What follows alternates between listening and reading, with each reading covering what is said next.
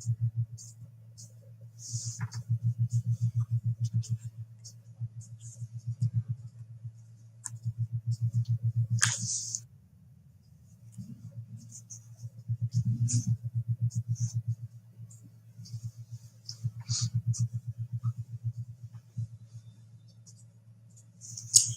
very good afternoon to all and one present over here for this session on compensation and reward management. Like in the previous three sessions, we have understood the basics of compensation management. We have understood the various components of wages and salaries, the different aspects that leads to the importance of this compensation administration for the organizations. And in the previous class, we were discussing the various theories, economic theories and the behavioral theories which have direct impact on the compensation and the way we need to structure our compensation practices on the basis of the inputs that we do have from those theories. For today's session, we'll discuss the various trends that the compensation administration is witnessing at the present time, considering the international aspects, considering the demands that the organizations do have because of the challenges being imposed on the organizations due to those exogenous or external factors. So continuing with that, we will start with understanding the basic aspects of the recent trends of compensation administration. As of now, as if we have understood that the entire compensation administration is based on four different principles, four different concepts. Like we have understood the basic pay compensation to include basic pay, which is based on the jobs that are assigned to the individuals to perform, the jobs which form the hierarchy of the organization, and the jobs which do determine the different pay bands of the employees. So the first such component of this compensation practices is the basic pay. The second aspect that we have discussed is the various factors which is responsible for the loss of the purchasing power of the money itself, and that is the reason why we need to administer the various allowances, and one of such allowances is dearness allowance that we have discussed in our previous classes, just to enable the employees to cope with the changing cost of living index or to cope with the inflation rate itself. Beyond that, we do talk of other allowances such as house rent allowances or traveling allowances, fuel allowances, medical allowances. Many such other allowances are administered from time to time or are revised from time to time to enable the workers to cope with this changing cost of living index. Besides, we do have this city compensatory allowances to deal with all of those kinds of things. The third aspect of this compensation administration that we have understood is the incentives, where we create a link between the performances of the individuals with the compensation and reward or the benefits that the workers do receive from the organization itself. So what we need to understand is that the incentive schemes are on the basis of the individual's performances at the place of work, or these incentive schemes can also be based on the groups or the various units of the organizations and the performances of that units itself. The fourth aspect of compensation that we discussed is the various fringe benefits or the monetary or non-monetary benefits as an addition to the basic pay of the workers is what we have understood in the compensation. So if we'll see that the entire compensation philosophy is related to the set of values and beliefs that the employers do have towards the workers in terms of the various monetary and non-monetary aspects that is payable to the workers. But traditionally we have understood that compensation takes only the basic pay or different sort of allowances or the incentives and the fringe benefits into account. But question is that whether the traditional practices which include these four dimensions will be sufficient enough considering the present day's business scenario or considering the present day's aspects of the organization. What we need to understand is that we live in the age of transitions, we live in the age of transformations. So many such factors are directly or indirectly putting an impact on the organizations, may it be the political, economical, social, technological, environmental, or legal aspects that we do talk of. So they do have a direct influence on the organizations in terms of the challenges that is being imposed on the organizations to survive. So what these organizations, if you to consider the strategic dimensions of the organization, organizations need to cope with these challenges so that these organizations can survive. But question comes when these organizations are to face the challenges being imposed by these exogenous factors, external environmental factors, is it that the organization is well equipped with the internal factors to supply all those aspects to deal with those external challenges? So that is the reason why we need to understand that the strategic dimensions of the organizations, nowadays to deal with all those exogenous challenges are to be supported by the internal strategy of the organization, indigenous strategy of the organization. So there is always a debate whether these business strategies lead to HR strategies or HR strategies lead to business strategies. My dear friends, I'd like to say that nowadays the business strategies and the HR strategies, they need to go hand in hand. There has to be a two-way linkage. One-way linkage is not enough for the organizations to sustain or to survive at the present day. So there has to be a two-way linkage between these business strategies to the HR strategies. HR strategies will have direct impact on business strategies and business strategies will have direct impact on the HR strategies.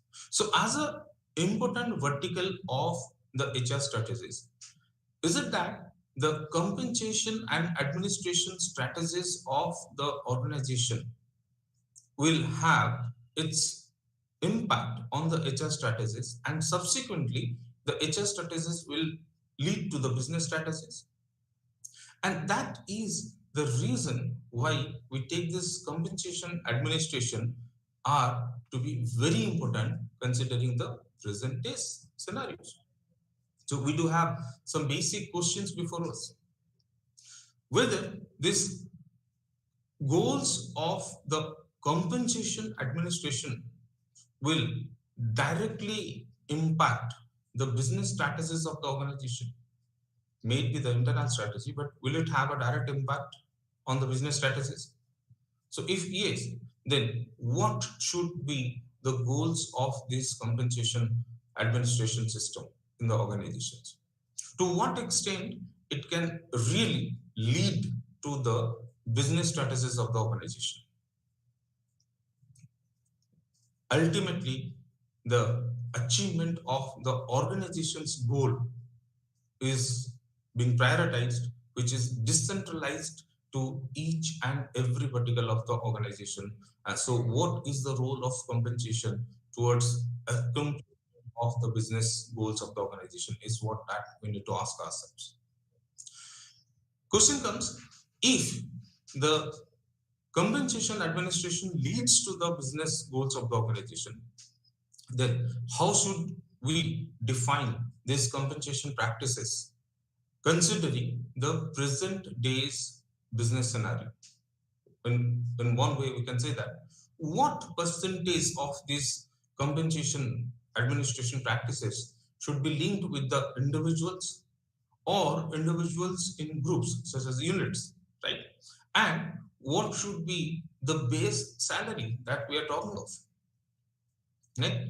So is there a direct linkage in terms of the productivity of the organization with the kind of compensation and benefit administration that we administer in the organizational level, at individual level, or maybe at the unit level?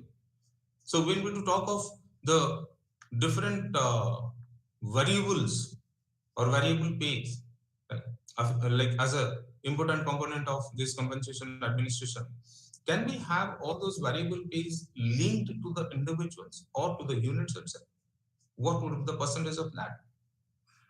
When we talk of the fringe benefits, like in our previous classes, we have discussed that the present day's compensation administration system focuses on attracting human resources, motivating them, and retaining them in the organization.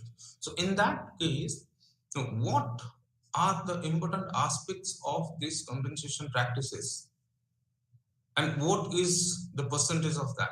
Like, what percentage of the total expenditures made by the organizations in this compensation administration will lead to basic pays, will lead to allowances, will lead to the incentives, will lead to various fringe benefits?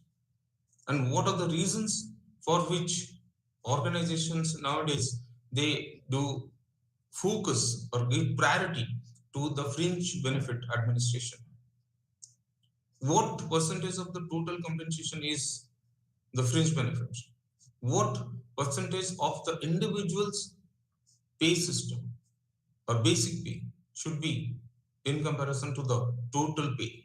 So all of these are the questions that we need to ask ourselves before finalizing any such compensation philosophy.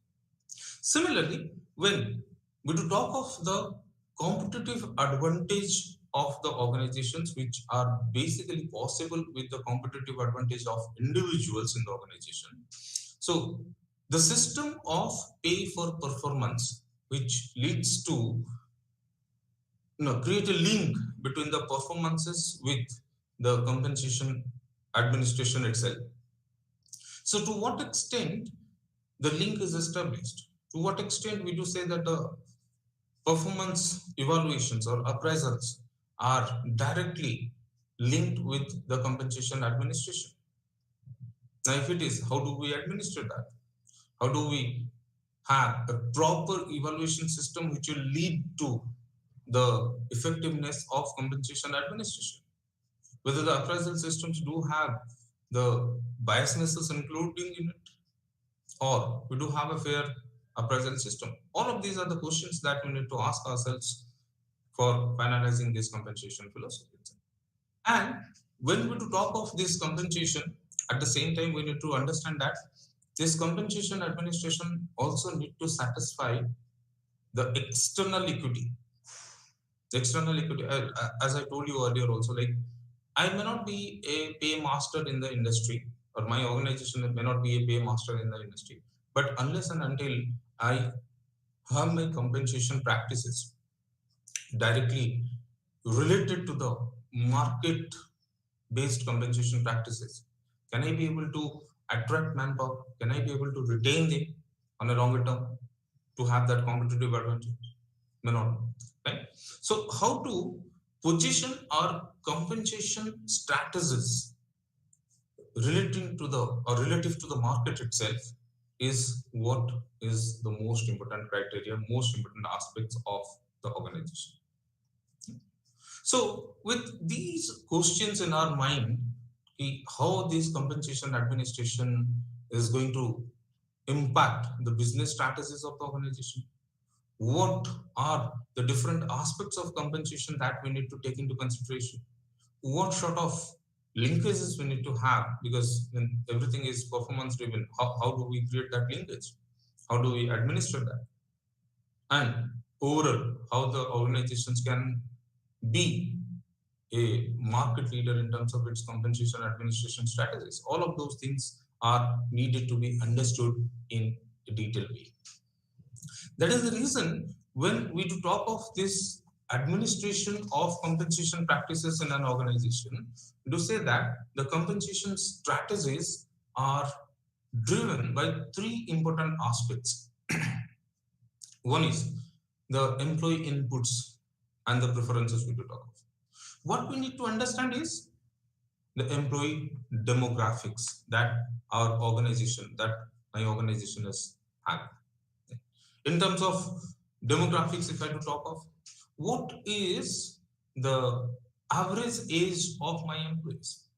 That defines the level of inputs to the organization. What is the gender ratio in my organization? The ratio between male to female in my organization.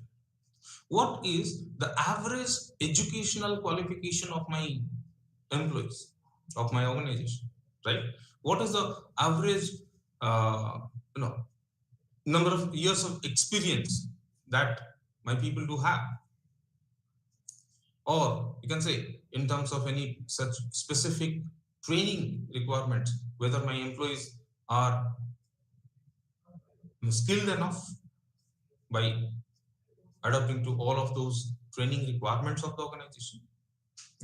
So whenever we do talk of the employee inputs itself, all of these factors do make an impact.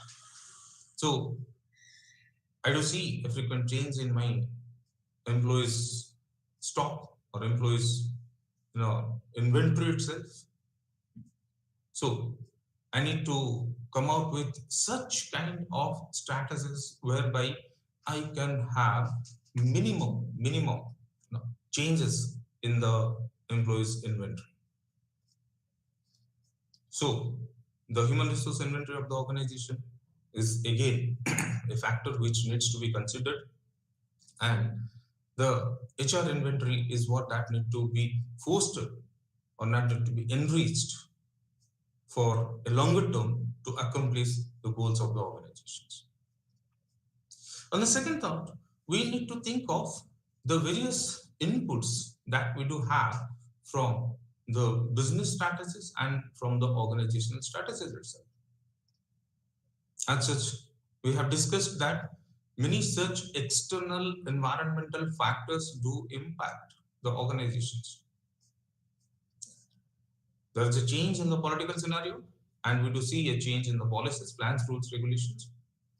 There's a change in any kind of socio-environmental issues to see an impact on the organizations. Because organizations are open entities nowadays. Organizations are open systems, like glass houses.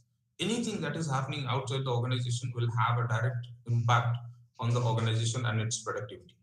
Okay? So in this case, say for example, we to talk of the impact that the science and technology do have on the organizations. Okay? Started with a very manual process of manufacturing, we moved forward to the automated processes. We have talked of automation, like the application of computers. We have talked of CAD, computer-aided designing, computer-aided manufacturing. These are some of the processes that we have witnessed in our past. We have witnessed the impact of nanotechnology. The present era is the era of nanotechnology. So what is the revolution in terms of its practices, in terms of its manufacturing processes that the organizations do witness is a question mark on the future. We are talking of the future generation as robotics, future manufacturing processes. So what will be the requirement of human resources, and how do I motivate the human resources to accomplish the goals of the organization? So all of these are the inputs from the business processes, from the business end itself, and the subsequent impact will be there on the human resources. So how do I design the compensation practices based on the requirements of the organizations? And the third factor that impacts the business processes are the industry trends or industry types and the labor market practices, labor market trends we do talk of. Now we have understood that the industries are broadly divided in two categories. There is a labor intensive industry and there is a capital intensive industry. So these labor intensive industries do pay less as compared to the capital intensive industries. So whenever I do talk of this manufacturing processes being emphasized, mostly driven by this labor forces, right? How do I take all those things together to motivate the workers to stick to those industry standards? I do talk of the industries in terms of the demand and the supply. The industries in terms of the trains of generating employment. So that defines the level of migration of these workers or the level of availability of the labor forces to serve those kind of industries. In the previous class itself, we have understood how this demand and supply do impact the organization strategies. Besides, we do talk of now the skill availability of this skilled labor forces, skilled manpower to meet the requirements of the industries on a long run. Whether these skilled manpower are readily available or we need to develop this skilled manpower is what that defines the organizations or its strategies itself. Was the labor market trained? All of these factors are to be understood properly to define the compensation strategies. And these compensation strategies, as if we have understood, are broadly divided into four different aspects. One is what we say is that the base pay, right? Basic structure, basic pay of the organizations, which are related to the jobs hierarchies of the organization, the importance of or the ranking of those jobs in the organization. The second dimension is to what extent we are linking these performances with the organizational compensation strategies itself. When we talk of the variable pay, they may be having certain fixed components like the DNS allowances or certain other allowances, but mostly the incentive part of the compensation administration is linked with the performances of the individuals. How do we define that? And the benefit administration itself, we have understood the various welfare aspects of the organizations or employees are being taken into consideration. And how do we administer these compensation practices? Administration of these compensation practices are the most important aspects. Like, so even if we have understood that there are linkages of the various enactments with the organization's compensation practices itself. So the overall administration of the organization's compensation practices are based on the holistic approach that the organization will like to take. So here we do have certain basic questions that is there before us to understand the various trends for the organizations, right? First is that when we talk of having that competitive advantage, we say, okay, these performances are to be linked with the compensation part of it.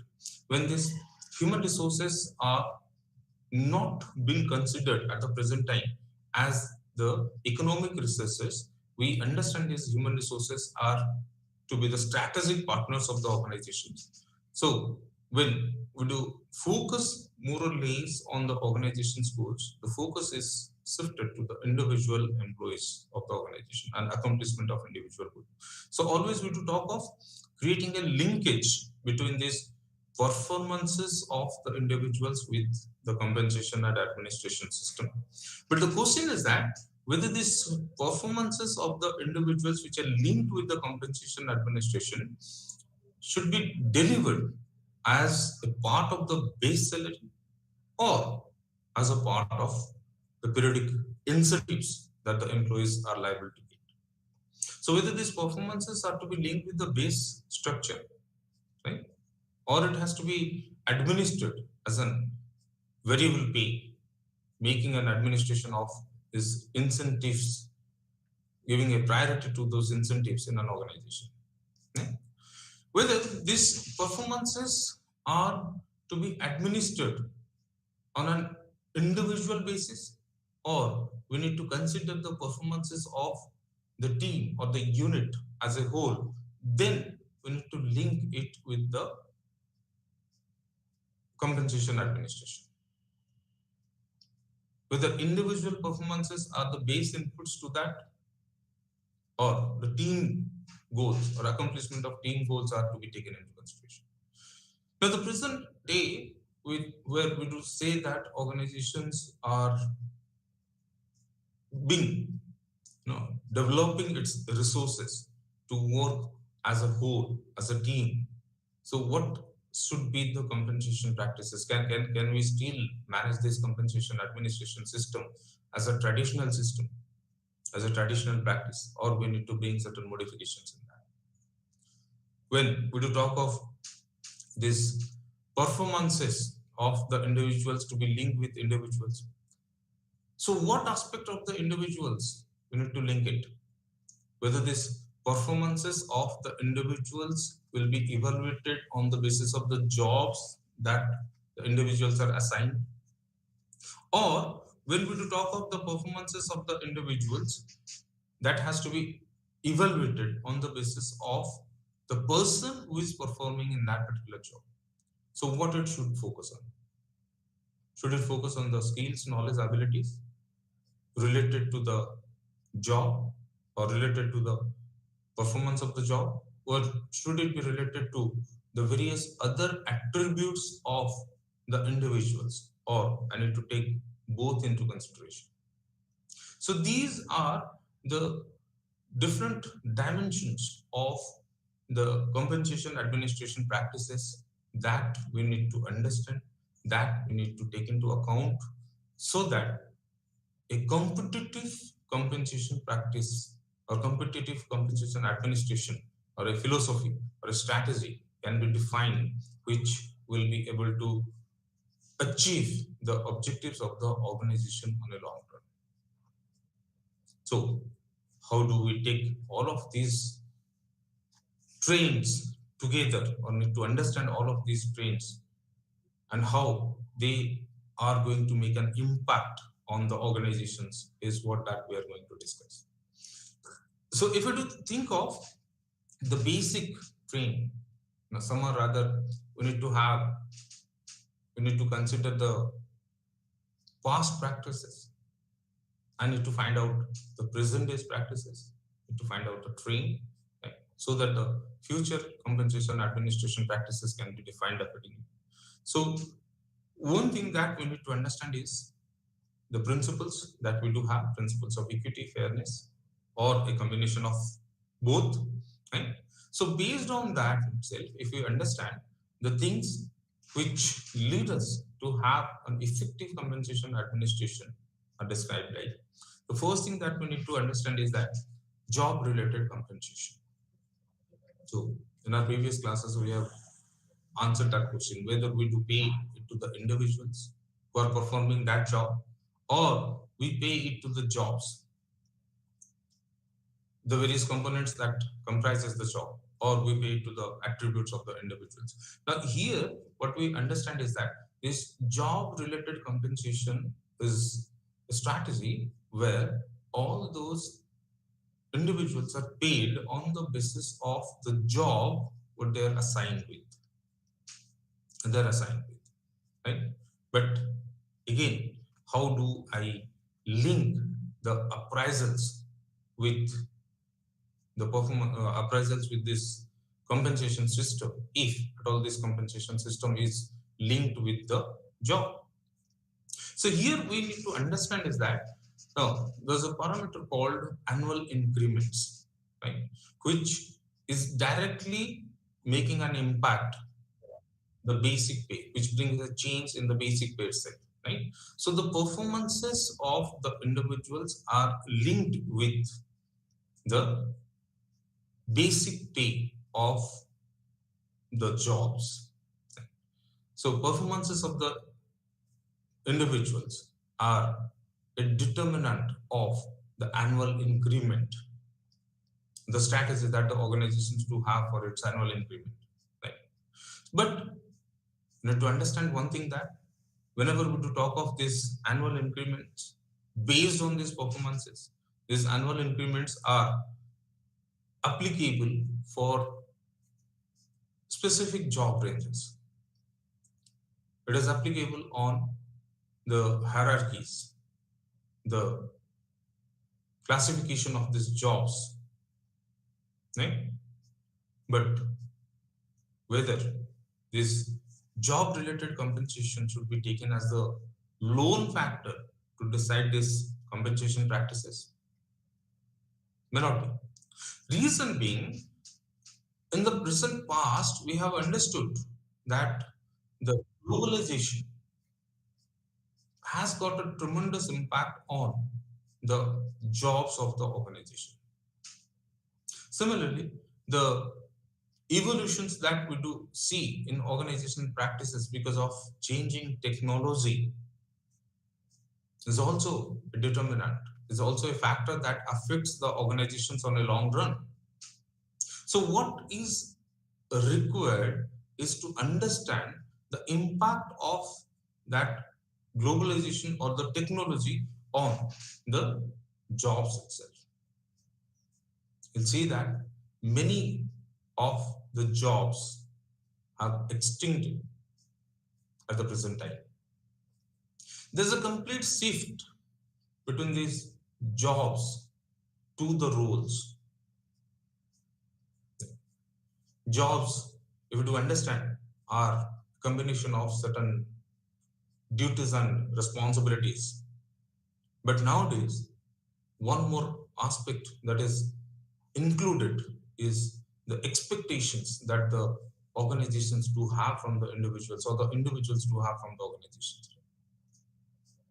So there is a shift in terms of the practices. So now jobs are shifted to roles. Whatever we are discussing till today, right, based on this, jobs in future will be based on the roles.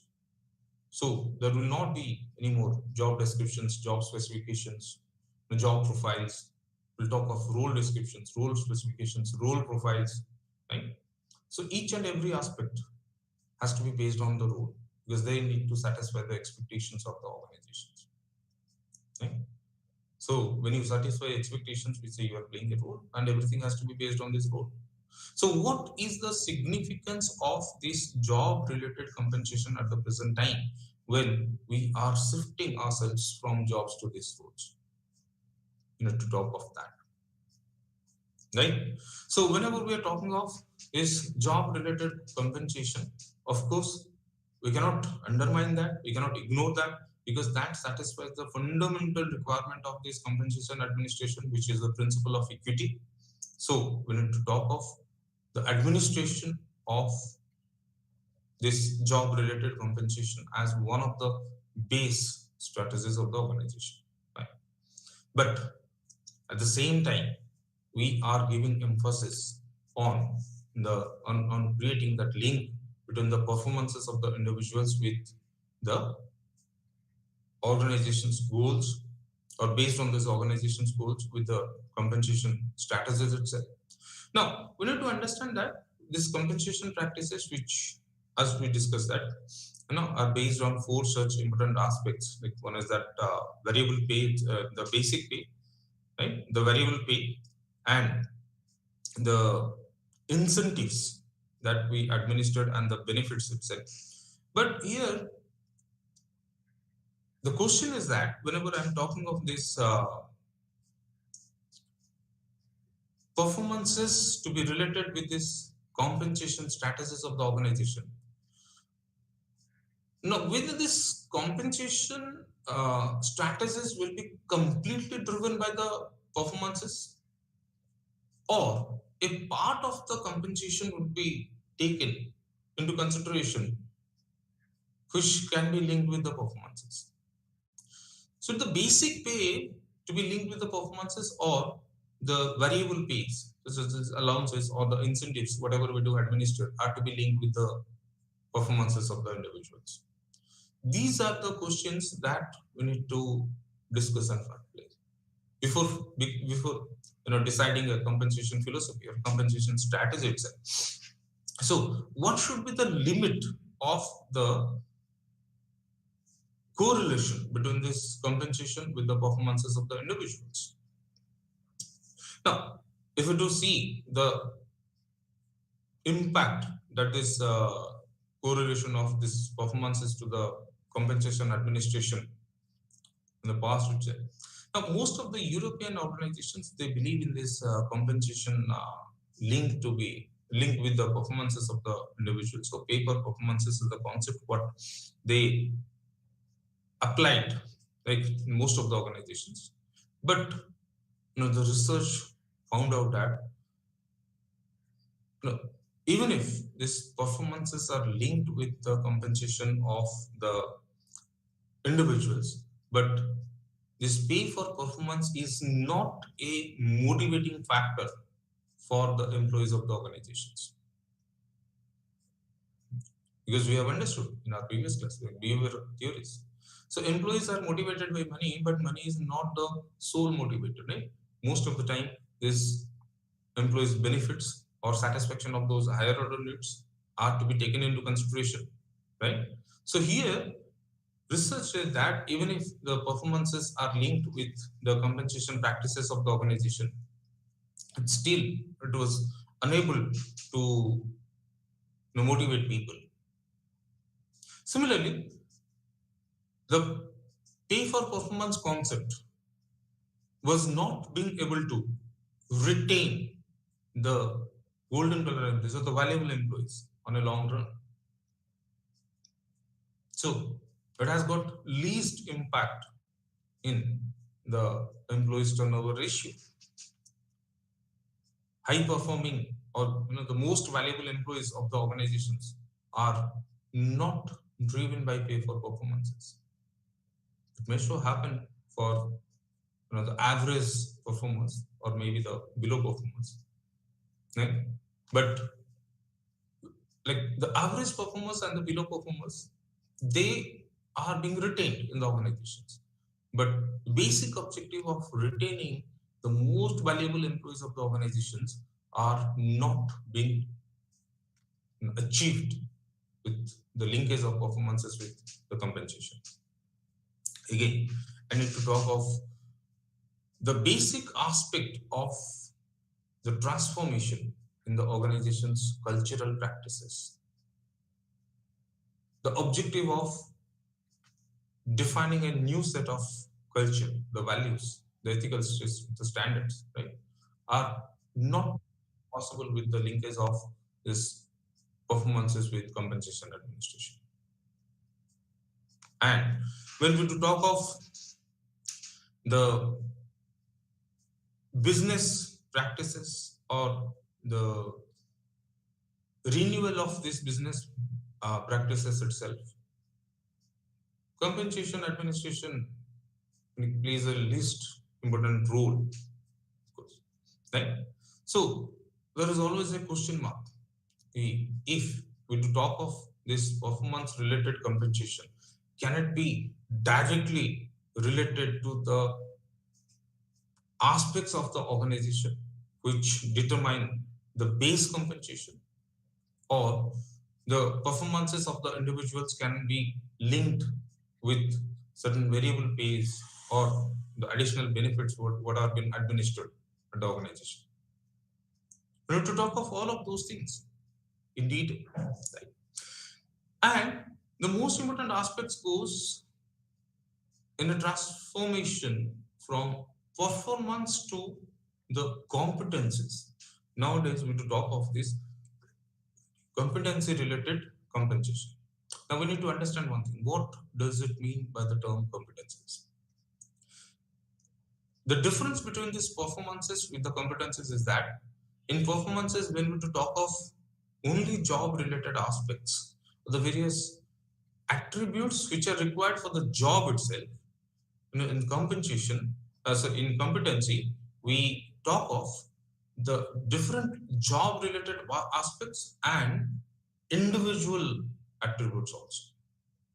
So competences are a set of knowledge, skills, abilities required to perform the job, but at the same time, the individual attributes such as the leadership ability, decision making ability, judgmental ability, all of those things do play a very important role. When we talk of these compensations linked with the competences of the individuals, does it have any kind of linkage with the competency cycle of the organization? Like when we talk of enhancing the competences of the individuals in the organization, I do understand that these competences are enhanced or are developed within the individuals in 4 different phases. The first phase is the stage of dependency, or the phase of dependency itself, where the individual is completely dependent on the supervisor, is assigned with certain roles and responsibilities. Right? The individual performs his job or performs his duties and responsibilities, its role, and in the process of carrying out that particular role on a specific period of time, it develops certain competencies. So competencies are developed with the help of the mentors in the organization, with the help of the coach or a guide, right? And mostly the supervisors to act as a mentor or a coach to enhance the competencies of the individuals at the early phase, first phase. Second phase of the competency enhancement is that when the individual employee is being independent of the supervisors or being independent to perform his duties and responsibilities. So we call it as a phase of independence. Right? So when the individual, with the help of the coach or a mentor, started performing independently, the individual takes up the responsibilities of his own, takes up the duties of his own, and he performs up to the standards being set, up to the expectations that the organizations do have from the individual itself. But when the individual employee is independent, so will he be able to take the responsibilities of his own? So the third stage is the stage of contribution through others. Now, here you need to develop your abilities to manage the resources and develop the abilities to,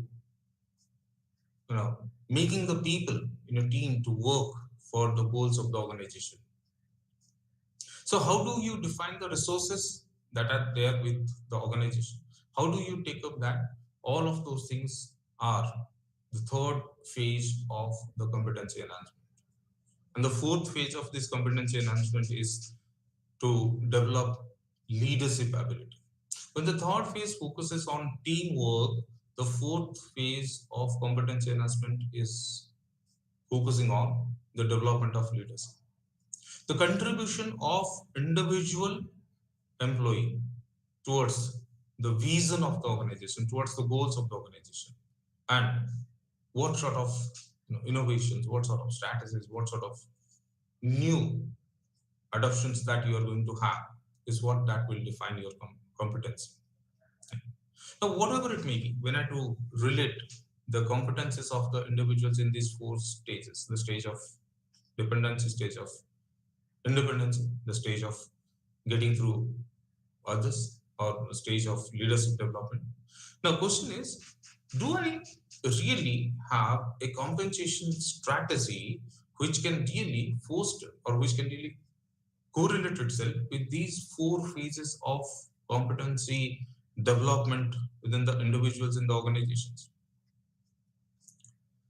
So whether this competencies will be a complete no,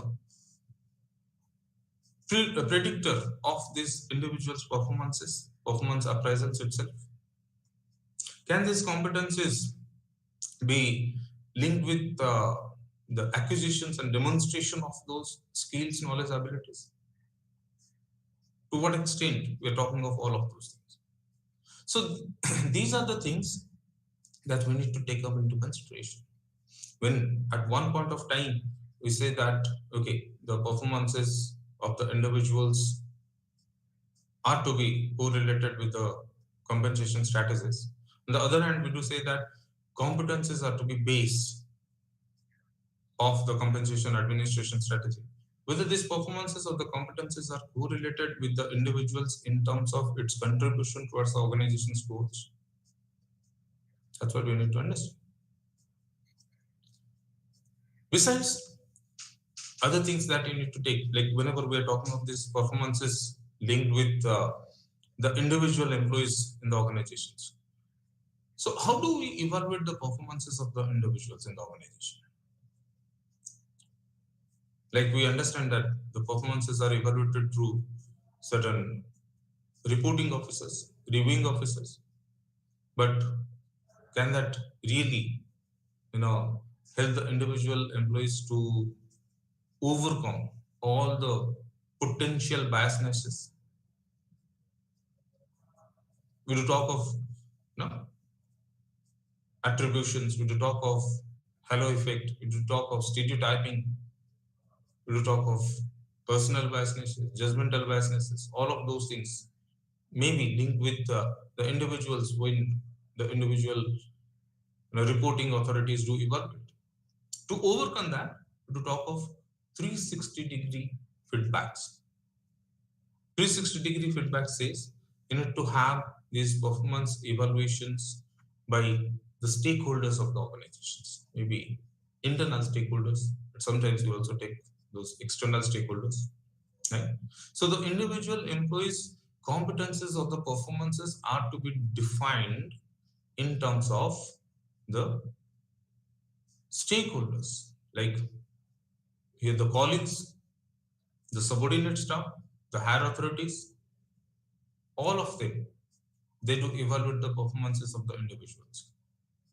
And sometimes, to talk of evaluating the performances of the individuals by external stakeholders also. External stakeholders means we are talking of all the people who are directly or indirectly related to you or your organization, your job. Maybe we are talking of suppliers, vendors, your distributors, C&F. Right? Sometimes, for any kind of international assignments, we also take the feedback of the friends, the family members.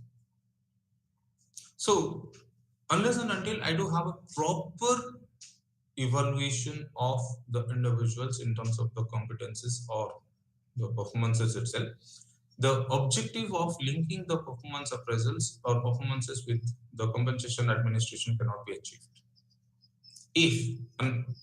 If there is a biasness element involved in the process, so it will always lead to a different sort of output. That is what we need to take into consideration. Besides, we do talk of the broad pay bands or widening of the pay bands itself. Right, as we discussed earlier, these pay bands are defined in terms of the hierarchies of the organizations or in terms of the job families itself. We are going to say that each and every pay band is having a minimum basic pay and a maximum basic pay. The width, the gap between the minimum basic to the maximum basic is called as the bandwidth of the pay band. Now, with the emerging aspects of the compensation, the bandwidth between this minimum to maximum basic pays are widened up. What is the objective? Objective is to ensure proper job fitment. So objective is to reward the employees on the basis of their competencies or performances and make a proper fitment in that particular bandwidth itself. So what we need to understand is that this widening up of these bandwidths are the determinants of the compensation practices that we do talk of, right? So with these kind of trends, when we move forward to have a compensation philosophy or to have a compensation strategy itself, what is expected is that we need to have a linkage between these achievements and the rewards itself, right?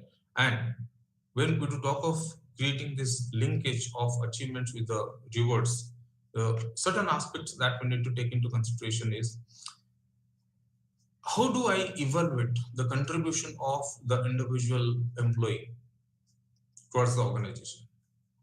When I do talk of the contribution of individual employees towards the organization, I mean it to go through this performance appraisal systems or this competency evaluation system itself, right? But I say, okay, we need to create a link between these competencies or appraisals with the administration system. But do I really focus on the pitfalls or the loopholes of the appraisal systems itself? As we discussed it in the previous point, that performance appraisal systems do have many biasnesses, right? Many loopholes in a sense ki individual biasnesses would be there, stereotyping halo effect can be there, or evaluating the groups on limited information or evaluating individuals on limited information, right? Impersonalization, personal victimization, all of these are the loopholes of the performance appraisal systems that we do have. Besides, most of the performance appraisal systems administered in organizations focuses on job related aspects only. What can be linked with the basic pay, it's okay. But is that only the job related factors are important at the present day? May not be. When I do evaluate a particular person, what I do see is team effectiveness. Whether the person is capable enough to work with teams or to take the team along with him. So whether that factor is included in your performance appraisal system.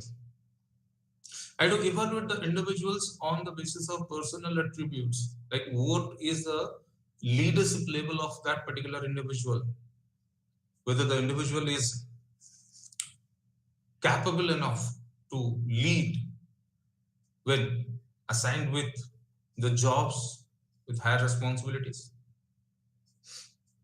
whether the individual employee is exhibiting transformational leadership, value-based leadership. Most of the recent leadership developmental theories, what you come out with. So those are the things which need to be evaluated. Whether the individual employee is evaluated on the basis of his analytical ability, decision-making ability, judgmental ability to take up the jobs of more responsible positions. Whether the individual is contributing towards the strategic goals of the organization. What is the contribution of the individual towards the goals of the organization? Do I evaluate that? Whether the individual is an influencer, influencing not only the people of the organization, but also influencing towards the goals of the organization. I need to evaluate that. Whether the individual is self-confident, achievement-oriented.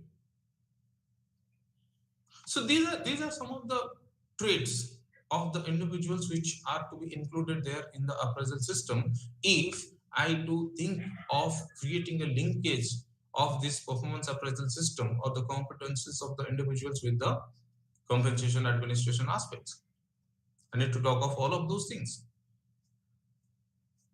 And unless I do talk of the base, or I do overcome all the pitfalls. So linking the achievements or the performances with the reward systems are not effective at all. That's what we need to understand. Second point is that we're talking of linking the basic pay to the achievement itself. Okay, but question comes, if I do talk of the big pay itself, so shall I link only the basic pay with the performances, or I do link the competencies with the performances? Basic pay means I'm talking of linking the jobs, right? Whether this basic pay should be based on the job or the basic pay should be based on the competencies. So that transformation has to be there.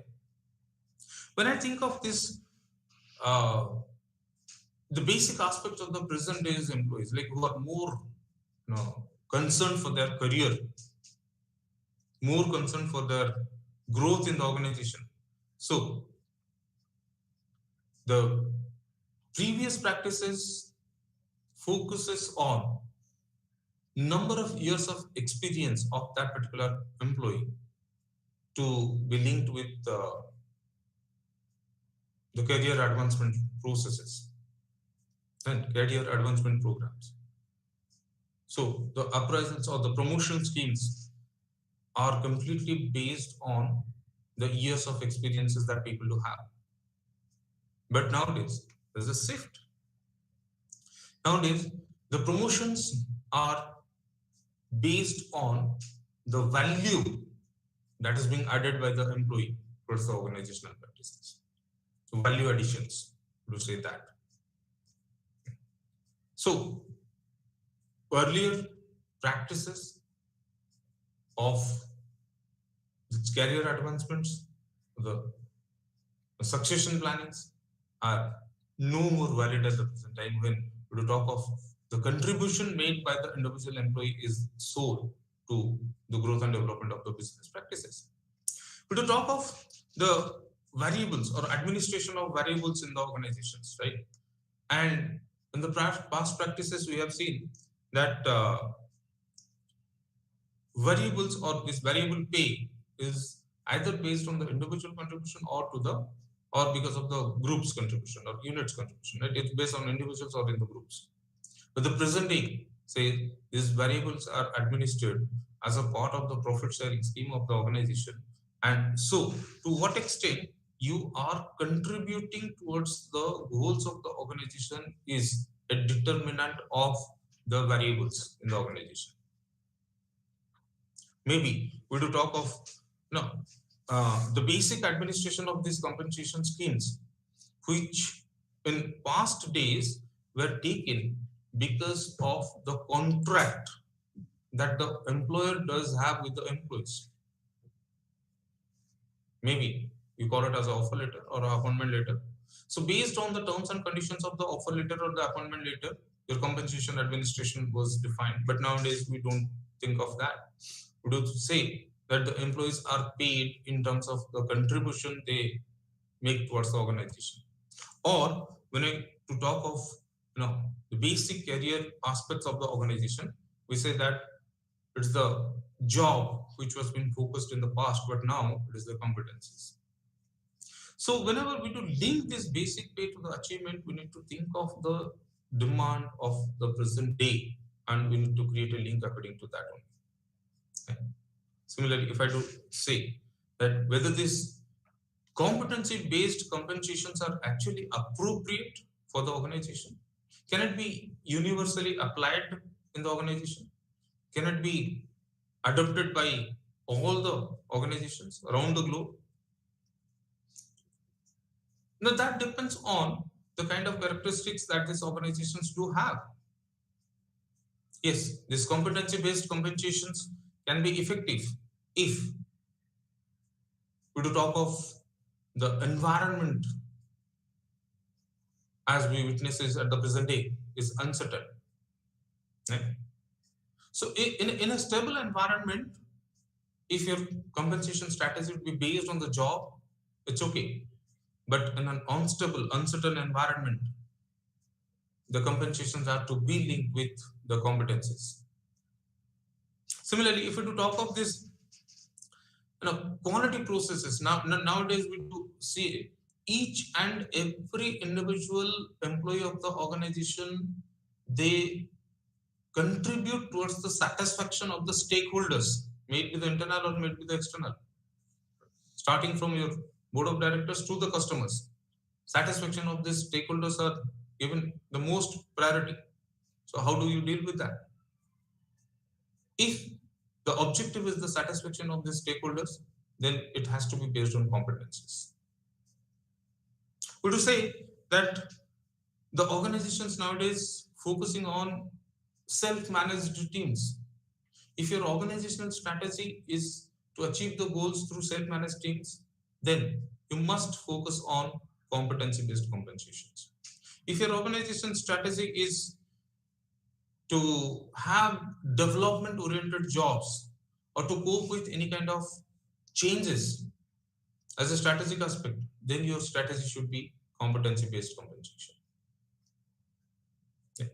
Similarly, if we to talk of a balanced performance, total performance-based compensation, I need to ask certain things. Like in the previous days, we were asking ourselves what the employee is doing, but nowadays the question has been shifted from what to how the employee will achieve its objectives.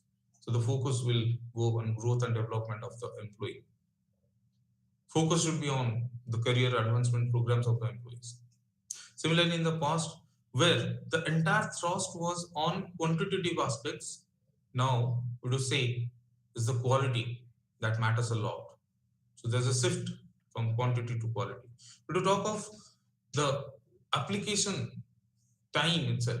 In the past, where it was short term, but nowadays we do think of the contribution of the individual employee on a longer run. So from short term to long term, there's a shift. And we do see earlier the focus was on results. The accomplishment of result is everything. But nowadays the focus is on growth and development of the employees. Because the organizations of late have realized that if the resources of the organizations can be developed, then definitely the organizations can accomplish its goals. So whenever we talk of administering these compensation practices or creating a link between these compensation practices, we need to come out with the basic framework by which these linkages of compensation practices with the goals of the organizations can be effective. So let us come to the end to this session, my dear friends. So we have understood how these compensation strategies are actually influenced by many such factors, and competences are one of them. Performance-based compensations are one of them, right? And how to create a linkage of this compensation strategy with this performances, competencies, so that on a long run organizations can accomplish its goals. So thank you very much. And once again, we'll meet in the next class to discuss other aspects of this compensation.